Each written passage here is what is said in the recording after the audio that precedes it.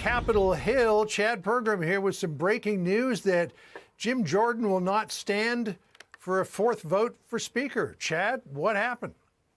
That's right, John. Well, just a few minutes ago, the House Republican Conference met privately, and via secret ballot, they have voted to yank his nomination from him. This was a small d Democratic ballot behind closed doors. Jim Jordan has had 3 failed votes for Speaker on the floor this week, and he kept losing more and more ballots each time, and there was no sign of that attrition waning at any stage.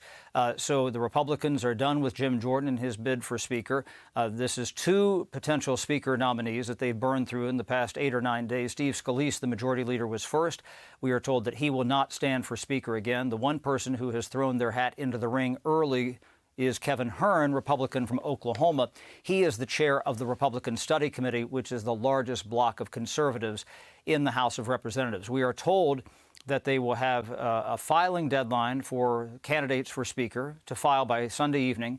And the Republicans are going to send everybody home over the weekend and have yet another, their third candidate forum on Monday night, and then try to go to the floor sometime next week. Now, I'm told, now it's unclear if Kevin Hern or anybody else can possibly get the votes to win a Speaker, that they would at least have to burn through one more person before they might try to put into effect this plan to vote to give Patrick McHenry, the Speaker pro tem, full powers to run the House of Representatives. I'm told they at least have to go one more round and see where they stand. But the thing that's staring down the pike at them is trying to fund the government in a month's time, and also trying to deal with this aid package that President Biden announced last night for Taiwan and Ukraine and Israel. That's something they do want to address. The Senate probably, considering if you compare it to the House, will be able to move that rather expeditiously in the next couple of weeks.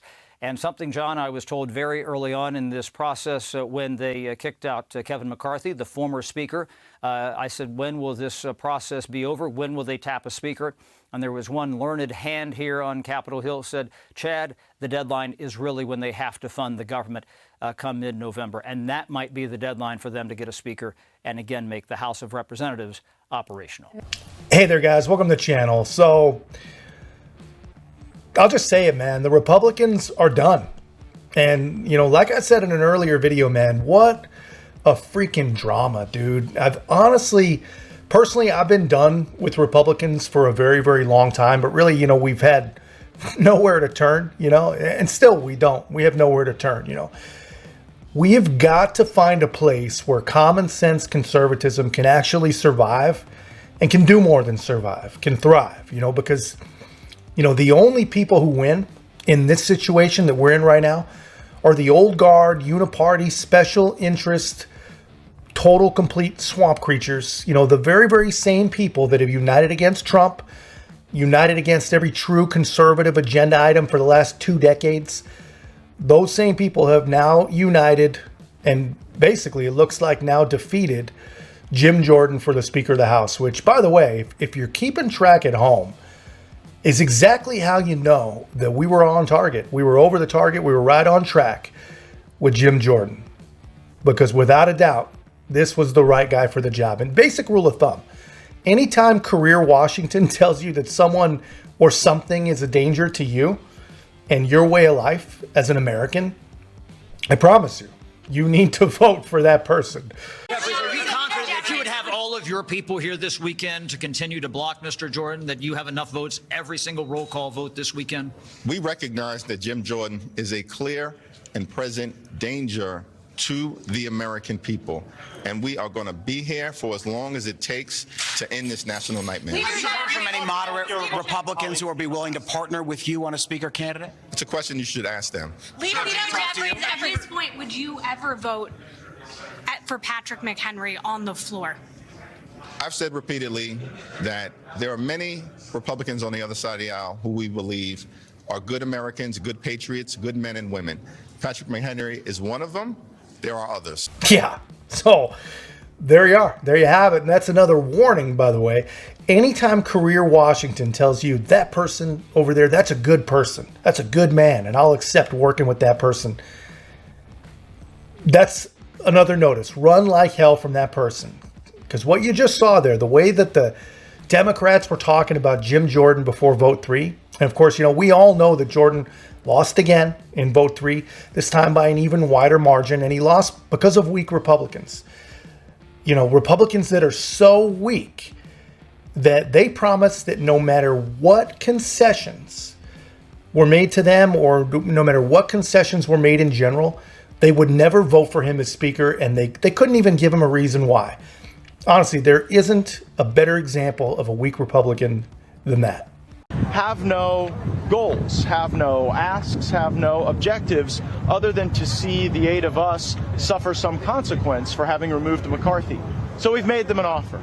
The 8 of us have said that we are willing to accept censure, sanction, suspension, removal from the Republican conference. We, of course, will remain Republicans. We will continue to vote with Republicans on Republican principles. But if what these holdouts need is a pound of our flesh, we're willing to give it to them in order to see them elect Jim Jordan for Speaker. The world's on fire, and some of these colleagues, the world's on fire, and some of your colleagues do blame you for this disruption. Well, I would say that we've got a speaker designate. We could elect him. We could have a speaker right now. And, I think the world was on fire when America sat atop a $33 trillion debt with no plan to reduce spending. I think the world was on fire as we watched the dollar just continue to slip away in its status as the global reserve currency. So maybe when the lobbyists and the special interests don't have total control of a Speaker of the House, they think the world is on fire and in chaos. But we actually believe this is governing, this is legislating, this is working through our differences. We believe Jim Jordan is an inspirational Republican candidate for House Speaker. And for those who are holding out, we would simply ask, what do you want? Other than for us to suffer some consequence, which we stand ready to endure. Yeah, man. So there you have it. So these hateful, greedy monsters, they wouldn't even accept Gates falling on his own sword as some sort of penance. They could have kicked him off of committees. They could have, excluded him from any conference responsibilities. And honestly, I'm pretty shocked that they didn't take that, because the guy's absolutely right. This BS narrative that the world is on fire and that Congress is needed as some sort of Marvel superhero comic character is honestly the most ridiculous trash in history. The world's been on fire for years, guys, and they are the ones that basically set the match. They're the last ones, honestly, that we need to fix anything. We need the right people in there so that they can actually get rid of the match factory. Not worried about setting any more matches. That's all we need. And they're not doing it. They're not doing it by torpedoing votes. They sure as hell are not doing it by holding some secret vote, some sneaky secret vote to move on from Jordan and give basically everyone the weekend off. You guys don't get weekends off. When you break something at work, you stick around till you fix it. But there was something telling today, Jake, in my strong opinion, and I tried to communicate this to our leadership, and when I met with Mr. Jordan on Monday at noon, I tried to communicate that to him, and that is, Jim got 194 Republican votes in the open on the House floor about 5 hours ago. And then we went down to HC5 in the privacy of our conference, and in a secret ballot, he got 86. Now, that tells me that he was not nearly as popular among our colleagues as he was among a lot of people that have given me a lot of advice on the phone here over the last several days. So we voted Tuesday. He was down 20 of our members. He's not going to get a Democrat vote. And then 22 on Wednesday. And then we wasted Thursday and came back on Friday, and then it went to 25. And it was about to be a lot worse if we'd have gone to a fourth vote. But and honestly, man, that's exactly what you should have done. At least a fourth vote, considering you gave Rhino extraordinaire Kevin freaking McCarthy 15 votes. Stopping at 3 with a true conservative candidate that you just admitted has all of your phones blowing up with support. I promise you, your phones were not ringing off the hook when you went 15 deep for Kevin McCarthy. So why the difference here? What is the difference here? Is that honestly how little you care about the wants, the needs, the desires, and the hopes of your constituents, the people who actually put you in Washington? Honestly, that's what this shows. This is exactly what this shows. I don't see a lot of way to spin that any different. Let me know in the comments, guys, if you see this any differently than that. But to me, This is just a blatant disregard for anything and everything that their constituents might want. Well, I think some of the personal issues that predate your freshman class were linked to some of the personal issues that we saw playing out, which might have been some of what you saw some of the other Republicans saying they felt like was bullying, right? There were a lot of death threats that were coming from supporters, certainly, who were upset that, well, let me finish and then you can speak. But there were, they were certainly upset that there were death threats coming to them, and in their case, some of their spouses, and they felt that they were being bullied and intimidated as they opposed Jim Jordan. You know, I'm so happy that you brought that up, because I saw numbers saying that their constituents calling their offices, asking them to vote a certain way was bullying. And as far as I'm concerned, the people that elected you, when they call you and they tell you and they voice your concerns, that's not bullying. But I will be the first person to say that, of course, I don't condone death threats, but I actually received one that CNN covered in my 2022 election. And you know what happened? People thought that that was crazy. But unfortunately, in this game of politics, it gets nasty. These exist on both sides. And to say that it was the chairman of the House Judiciary that was behind this is a farce. And what the hell is wrong with these people? You know, when your constituents call you to share their concerns, this is not the same thing as pressure from death threats or whatever you're talking about. Do not be ridiculous. You honestly don't believe that. You know, your constituents have every right to call you, and honestly, you better hope that they have a very, very, very short memory, because not only did you do the exact opposite of what they basically begged you to do, but you did it in complete and total secrecy, man. It doesn't get any more spineless than that. I mean, what you should have done, you know, what you would have done if you actually had any spine and cared about actually governing instead of just appeasing whatever part of the machine has called in their pound of flesh from you, would have been to stay strong, to keep voting for Jordan, basically as long as it takes until you got it done. At least the 15 opportunities you gave Kevin McCarthy. But you didn't do that, guys, because you're weak. And you think the status quo is what's actually keeping you in Washington. I promise you that it's not. Let's have a look at some response. I mean, clearly there is yet another void. We are going to have a couple more days of chaos as we try to get a sense of what's next. To me, it reminds me how incredibly irresponsible it was for 208 Democrats and 8 Republicans to put this House into absolute chaos without any kind of a plan for how we were going to move forward. Now, we really do need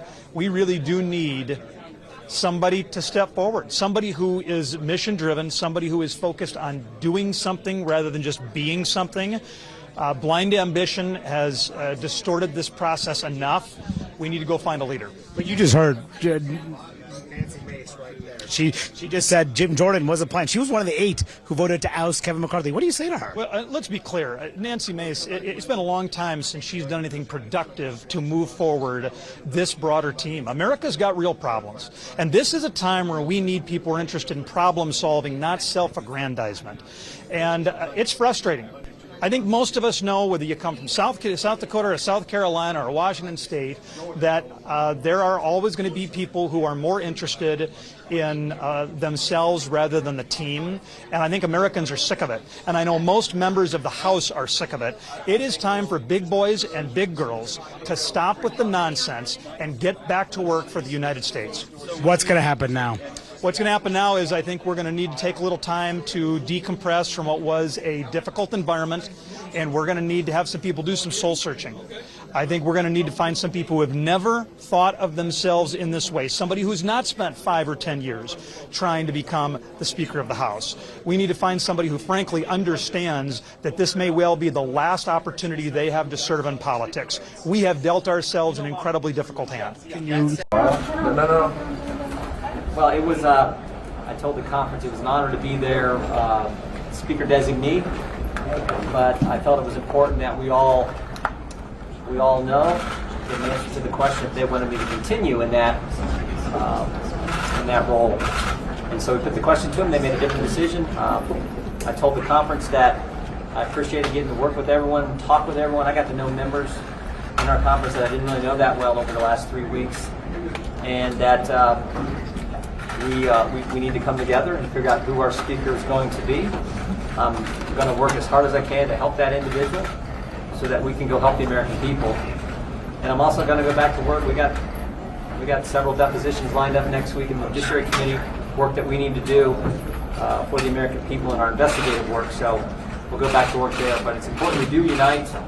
let's figure out who that individual is, get behind him, and get to work for the American people. Thank you all very much. You got to feel for the guy, man. He's pained. You know, you can hear it in his voice. You can see it on his face. He's pained. You know, this guy doesn't appear, to me at least, to want to be speaker for the wrong reasons. So now, you know, we're back to the drawing board. All these people who said it was just imperative that we stop screwing around and get Congress back to work are the same people now taking a victory lap over another weeks-long process with a weekend with a weekend off in between. You know, make that make sense. You know, so now instead of one guy, we've got 6 and counting. And truthfully, the only name that excited me at all is Byron Donalds. And remember, Democrats, please, he's a good man. And if you vote against him, you're a racist. But anyway, it's completely aggravating, man. And that's all I've got, guys. Let me know your thoughts in the comments. And if you haven't already, please make sure to like, comment, subscribe. Most importantly, share the channel. We'll see you in the next one.